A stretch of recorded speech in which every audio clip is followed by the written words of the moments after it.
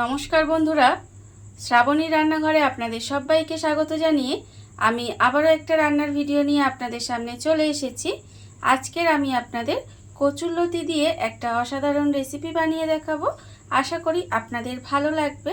তার জন্য কিন্তু আমার পুরো ভিডিওটা আপনাদের দেখতে হবে। আর দেখা শুরু করার আগে একটা লাইক দেবেন, সুন্দর একটা কমেন্ট করবেন আর শেয়ার করতে ভুলবেন না। তাহলে চলুন আজকের আমি এই কচুরলতি দিয়ে কি বানাই সেটা আপনারা একবার দেখে নিন। রান্নাটা করার জন্য প্রথমে আমি এখানে দেখুন গ্যাসটা অন করে একটা কড়া বসিয়ে দিয়েছি আর কড়ার মধ্যে দিয়েছি আমি বেশ কিছুটা জল।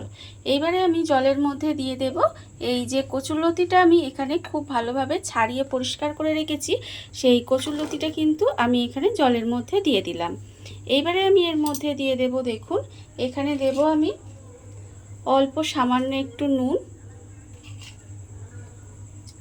আর দেব আমি এখানে অল্প একটু হলুদের গুঁড়ো। এই নুন আর হলুদের গুঁড়োটা দিয়ে প্রথমে কিন্তু কচুরলতিটা খুব ভালোভাবে ভাপিয়ে নিতে হবে। প্রথমে আমি এখানে কচুরলতিটা খুব ভালোভাবে ভাপিয়ে নেব।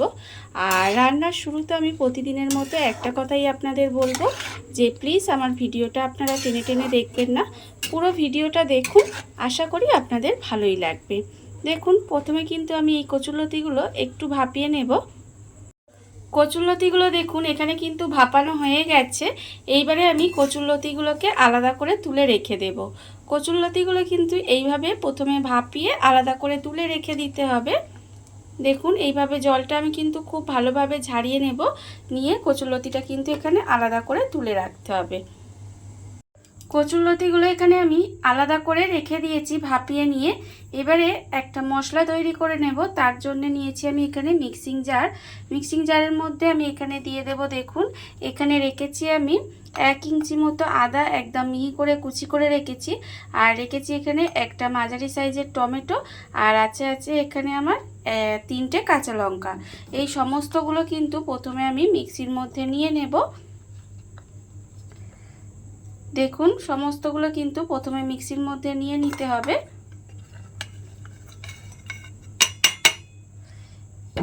এবারে আমি এর মধ্যে দিয়ে দেব, এখানে আমি রেখেছি দেখুন 1 চামচ সাদা সর্ষে, 1 চামচ কালো সর্ষে, আর আছে এখানে 1 চামচ গোটা জিরে। এই সমস্ত কিছুগুলো কিন্তু আমি এর মধ্যে দিয়ে দিলাম। দিয়ে এবার এর মধ্যে অল্প একটু জল দেব, দিয়ে এটা পেস্ট করে নিতে হবে। মশলাটা আমার এখানে দেখুন রেডি হয়ে গেছে। মশলাটা কিন্তু আমি এখানে রেডি করে নিয়েছি, এটা আমি আলাদা করে সরিয়ে রেখে দেব। এবারে দেখুন অন্যদিকে কিন্তু গ্যাসটা আবারও অন করে নিয়েছি, অন করে একটা আবারও কড়াটা বসিয়ে দিয়েছি, আর দিয়েছি কড়ার মধ্যে সর্ষের তেল। আমি কিন্তু রান্নাটা এখানে সর্ষের তেলেই করব, আপনারাও চেষ্টা করবেন সর্ষের তেলে করার, তাহলে কি হবে রান্নাটা খেতে বেশি ভালো হয়।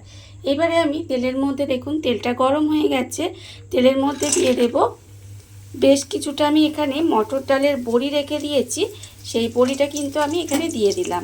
বড়িটা তেলের মধ্যে দিয়ে খুব ভালোভাবে বড়িটাকে প্রথমে ভেজে নেব। আর এমন করে বড়িটা ভেজে নিতে হবে যাতে বড়িটা সুন্দর করে লাল করে ভাজা হয়ে যায়, অথচ পুড়ে না যায়, সেটা কিন্তু দেখতে হবে। দেখুন বড়িটা কিন্তু আমার এখানে ভাজা হয়ে গেছে। এইবারে আমি এটাকে আলাদা করে তুলে রেখে দেব। আর আমরা তো সব সময় দেখবেন কচুরলতি রান্না করি হয় চিংড়ি মাছ দিয়ে বা অন্য কিছু, মানে আমিষভাবে রান্না করি, কিন্তু আজকের আমি আপনাদের একেবারে নিরামিষভাবে কচুরলতিটা রান্না করে দেখাবো। আর এইভাবে আপনারা একদিন হলেও বানিয়ে দেখবেন, খেতে কিন্তু অসাধারণ হয়। দেখুন আমি কিন্তু বড়িগুলো এখানে তুলে রাখলাম। বড়িগুলো আমি এখানে আলাদা করে তুলে রেখে দিয়েছি। এবারে এই বড়ি ভাজার তেলের মধ্যেই কিন্তু আমি রান্নাটা করব। প্রথমে আমি এখানে দিয়ে দেব, দেখুন একটা শুকনো লঙ্কা আমি মাঝখান থেকে এইভাবে ভেঙে দিয়েছি, আর আমি দেব এখানে অল্প সামান্য একটু কালো জিরে ফোড়ন দিলাম। এবারে শুকনো লঙ্কা আর কালো জিরেটা একটু তেলের মধ্যে ভেজে নিতে হবে। এবারে আমি এর মধ্যে দিয়ে দেব, দেখুন যে মশলাটা আমি এখানে রেডি করে রেখেছিলাম, সেই মশলাটা কিন্তু আমি এখানে দিয়ে দিলাম। মশলাটা আমি এখানে দিয়ে দিলাম, দিয়ে এবারে মশলাটাকে খুব ভালোভাবে কষিয়ে নেব। মশলাটা কিন্তু এখানে একটু কষিয়ে নিতে হবে যাতে মশলার যে একটা কাঁচা গন্ধ থাকে সেটা চলে যায়। এইভাবে কিন্তু মশলাটা আমি প্রথমে একটু সময় কষিয়ে নেব। মশলাটা আমার এখানে দেখুন খুব ভালোভাবে কষানো হয়ে গেছে, আর মশলা থেকে যে কাঁচা গন্ধটা সেটাও চলে গেছে। আর এবারে আমি এর মধ্যে দিয়ে দেব, দেখুন এখানে আমি রেখেছি আন্দাজ মতো নুন, হাফ চামচ হলুদ গুঁড়ো, হাফ চামচ কাশ্মীরি লঙ্কার গুঁড়ো, আর হাফ চামচ চিনি। এই গুঁড়ো মশলাগুলো কিন্তু আমি এখানে দিয়ে দিলাম। দিয়ে খুব ভালোভাবে আবারও মিশিয়ে নেব। খুব ভালোভাবে কিন্তু এটা মিশিয়ে নিতে হবে। মিশিয়ে নিয়ে এইবারে আমি যে মিক্সির মধ্যে মশলাটা লেগেছিল সেই মশলাটা ধুয়ে এর মধ্যে একটু জল দিয়ে দিলাম। খুব বেশি কিন্তু আমি এখানে জল দেব না, দেখুন অল্প সামান্য একটু জল দিয়ে দিয়েছি। জলটা আমি এর মধ্যে দিয়ে দিয়েছি। এইবারে আমি এর মধ্যে দিয়ে দেব যে কচুরলতিগুলো আমি এখানে ভাপিয়ে রেখেছিলাম, সেই কচুরলতিগুলোও কিন্তু আমি এখানে দিয়ে দিলাম। দিয়ে খুব ভালোভাবে কিন্তু এর সঙ্গে একটু মিশিয়ে দেব। মিশিয়ে এইভাবে রান্না হতে দেব। দেখুন ভীষণই সহজ রান্না, আর খুব কম উপকরণ দিয়ে ভীষণই তাড়াতাড়ি রান্নাটা হয়ে যায়। আর খেতে কিন্তু সত্যি বলছি ভীষণ ভালো লাগে। বিশেষ করে গরম ভাত দিয়ে এরকম একটা রেসিপি থাকলে কিন্তু আর কিছুই লাগবে না। দেখুন আমরা তো সব সময় কচুরলতি আমিষভাবে রান্না করি, একবার এইভাবে নিরামিষভাবে রান্না করে দেখবেন, আশা করি আপনাদের ভালো লাগবে। দেখুন আমি কিন্তু কচুরলতিটা এখানে দিয়ে দিয়েছি। এইবারে আমি এর মধ্যে যে বড়িটা ভেজে রেখেছিলাম সেটাও কিন্তু এর ওপর থেকে দিয়ে দিলাম।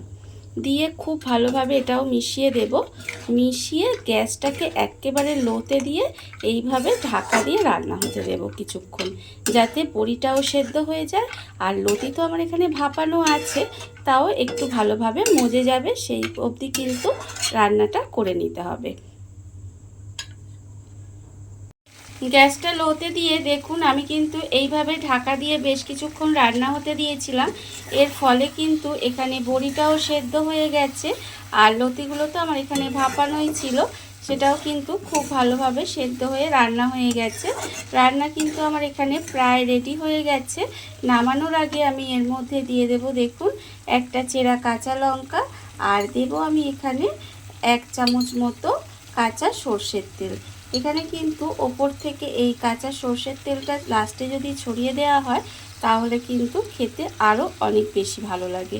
দেখুন কাঁচা সর্ষের তেলটা আমি এখানে ওপর দিয়ে ছড়িয়ে দিলাম। দিয়ে খুব ভালোভাবে একটু মিশিয়ে দেব। মিশিয়ে গ্যাসটা অফ করে ঢাকা দিয়ে এইভাবে কিছুক্ষণ রেখে দিলেই কিন্তু রান্না আমার একেবারে রেডি হয়ে যাবে। দেখুন আমি কিন্তু গ্যাসটা অফ করে এবারে ঢাকা দিয়ে কিছুক্ষণ রেখে দেব, তারপরে আপনাদের পরিবেশন করে দেখাবো ঠিক কেমন হলো। দেখুন বন্ধুরা, বাড়িতে থাকা কত অল্প উপকরণে কত অল্প সময় কত সুন্দর একটা কচুরলতির রেসিপি তৈরি হয়ে গেছে, আপনারা দেখতেই পেলেন। আর এটা কিন্তু খেতে অসম্ভব সুন্দর হয়।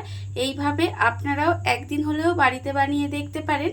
আর এই ভিডিওটা যদি আপনাদের ভালো লেগে থাকে, আপনারা যদি ফেসবুক থেকে দেখে থাকেন পেজটি ফলো করে দেওয়ার অনুরোধ রইল। আর যদি ইউটিউব থেকে দেখে থাকেন চ্যানেলটি সাবস্ক্রাইব করে নেওয়ার অনুরোধ রইল। তাহলে চলুন ভিডিওটা আমি এখানেই শেষ করছি। আপনারা সবাই ভালো থাকবেন, সুস্থ থাকবেন। আবারও হাজির হব নতুন কোনো রান্না নিয়ে।